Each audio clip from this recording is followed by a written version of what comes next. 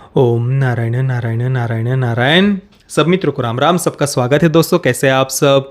तो दोस्तों अभी हम रिव्यू करने वाले हैं द वाइल्ड रोबोट का। ये एक American science fiction animated film है जो अमेरिका में पिछले महीने 27 सितंबर को ही रिलीज हो गई थी। भारत में ये कल 17 अक्टूबर गुरुवार शाम से रिलीज होने वाली है। अंग्रेजी के ही साथ में इसके हिंदी डब्ड वर्जन को भी साथ में ही रिलीज किया जाने वाला है।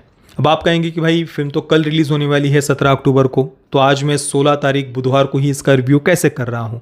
तो देखिए, भारत में फिल्म के रिलीज से 4 दिन पहले ही यानी 13 अक्टूबर रविवार को कुछ सिलेक्टेड थिएटर्स में इक्का दुक्का शोज इसके लगाए गए थे। पता नहीं किस कारण से लगाए गए थे। अब उसको आप स्पेशल स्क्रीनिंग तो नहीं कह सकते। कुछ रिलीज से पहले ही कुछ शोज उन्होंने लगा दिए थे रविवार को ही, पता नहीं किस कारण से। तो अब लगी थी फिल्म तो मैंने जा कर के देख ली थी रविवार को ही। वैसे मैं रिव्यू सोमवार को ही अपलोड करने वाला था, पर किसी कारण से थोड़ा बिजी था, तो आज बुधवार को हम इसके बारे में बात करने वाले हैं। तो मैंने रविवार को इसका इंग्लिश वर्जन देखा, तब हिंदी में रिलीज़ नहीं हुई थी। हिंदी और अंग्रेज़ी दोनों ही वर्जन्स कल से रिलीज़ होने वाले हैं, कल शाम गुरुवार से। इसके डायरेक्टर है क्रिस सैंडर्स, जो इससे पहले 2010 की how to train your dragon और 2013 की द क्रूड्स, इन दो एनिमेटेड फिल्मों को वे डायरेक्ट कर चुके हैं और ये उनकी तीसरी एनिमेटेड फिल्म है। और साथ में हम ये कह सकते हैं कि उनकी अब तक की सबसे बढ़िया फिल्म भी हम इसे कह सकते हैं।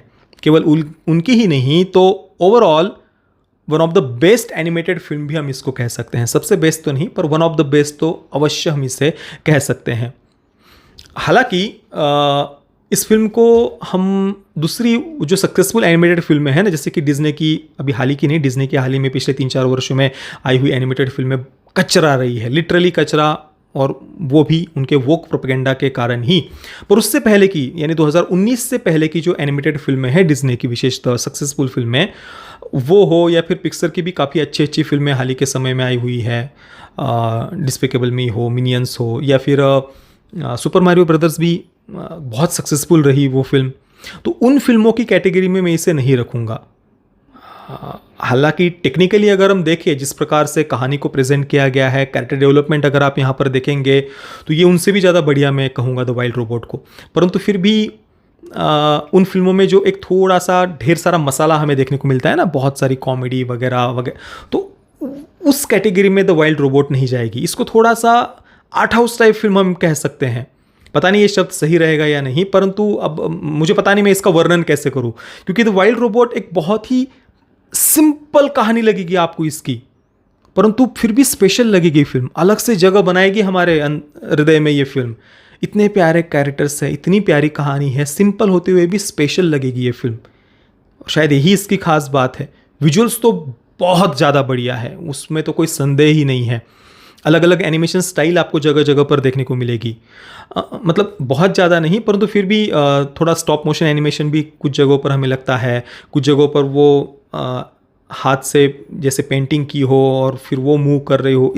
मुझे पता नहीं उस एनिमेशन स्टाइल को क्या कहते हैं, परंतु इस प्रकार की थोड़ी अलग अलग एनिमेशन स्टाइल भी हमें देखने को मिलती है। तो विजुअल्स तो बढ़िया है ही, परंतु कहानी का प्रेजेंटेशन, कैरेक्टर डेवलपमेंट और जितने प्यारे वो कैरेक्टर्स हैं। शुरुआत में कहानी जब शुरू होती है तो ऐसा लगता है यार ये तो बहुत सिंपल सी कहानी है, ये तो हमने इससे पहले भी देखा हुआ है, काफ़ी प्रिडिक्टेबल सी भी कहानी लगती है और आगे जा कर के लगभग वैसा ही होता भी है। परंतु फिल्म देखते देखते कब वो हमें इमोशनल कर देती है, कब हम भावुक हो जाते हैं, कब हमारी आंखें नम हो जाती है, आंखों में पानी आ जाता है, पता भी नहीं चलता। इस प्रकार की फिल्म है ये। एक हार्ट वार्मिंग एक्सपीरियंस फिल्म हमें देती है और एंडिंग में हमें ये इमोशनल भी करती है। कुछ कुछ सीन्स तो ऐसे हैं वहाँ पर बस एक लाइन ही कोई कैरेक्टर बोलता है, पर उस एक लाइन के पीछे भी इतनी सारी भावनाएं, इतने सारे इमोशंस छुपे हुए होते हैं ना, कि एकदम से आंखों से पानी आ जाता है। हाँ, हालांकि जैसे कि कोको फिल्म का अगर मैं उदाहरण दूँ, वो फिल्म एंडिंग में हमें तोड़ देती है, लिटरली तोड़ देती है। फूट फूट कर रोने लग जाते हैं हम कोको फिल्म के एंडिंग में। वैसा नहीं रुलाएगी द वाइल्ड रोबोट आपको, पर फिर भी एंडिंग में आप इमोशनल हो जाएंगे और शांत, एकदम से ऐसा फूट फूट कर रोने का मन नहीं करेगा, पर देखते देखते ही ऐसा मन शांत हो जाएगा, एकदम से आंखों से थोड़े से आंसू आने लगेंगे, आंखें नम हो जाएंगी और अजीब अलग ही फीलिंग है यार वो। इस प्रकार की प्यारी ये फिल्म है द वाइल्ड रोबोट। मुझे फिल्म बहुत पसंद आई, पर शायद सुपर मारियो ब्रदर्स जितना ये फिल्म पैसे नहीं कमाएगी। अब देखिए 27 सितंबर को ही ये फिल्म थिएटर में अमेरिका में रिलीज़ हो गई थी और अभी तक इस फिल्म ने अपने बजट से लगभग 2 गुना कलेक्शन किया है। 78 मिलियन डॉलर इसका बजट था और बॉक्स ऑफिस पर इसने अभी तक 150 मिलियन डॉलर कमाए हैं, बजट से लगभग 2 गुना।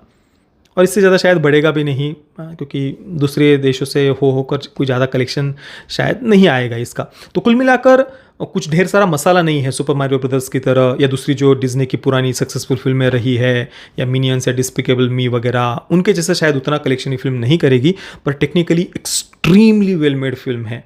प्यारे कैरेक्टर्स है, पर उन्हें थोड़ा समय देना पड़ता है कहानी में, और शायद बच्चों को उतनी ज़्यादा उन दूसरी फिल्मों की तरह ये फिल्म पसंद ना भी आए, पर बहुत प्यारी फिल्म है, बहुत अच्छी फिल्म है, technically extremely well made film है, बहुत बढ़िया तरीके से लिखे गए कैरेक्टर्स है, विजुअल्स बहुत बढ़िया है। कुल मिलाकर आसान भाषा में अगर मैं कहूँ तो सिंपल होते हुए भी बहुत स्पेशल है ये फिल्म। बस इससे ज़्यादा मुझे समझ में नहीं आ रहा मैं इस फिल्म का वर्णन कैसे करूँ आपके सामने। चलिए, द वाइल्ड रोबोट को मैं दूंगा 9 out of 10 stars. Obviously parental guidance की कोई भी आवश्यकता नहीं है, बच्चों के लिए ही फिल्म है, और कुछ ऐसा बहुत कोई अडल्ट थीम हो वगैरह ऐसा भी कुछ भी फिल्म में नहीं है। बाकी जब आप इस फिल्म को देखेंगे कल परसों या जब भी, तो आपको ये फिल्म कैसी लगी मुझे आप अवश्य बताना। आप सभी मित्रों का बहुत बहुत धन्यवाद। जय श्री राम, वंदे मातरम।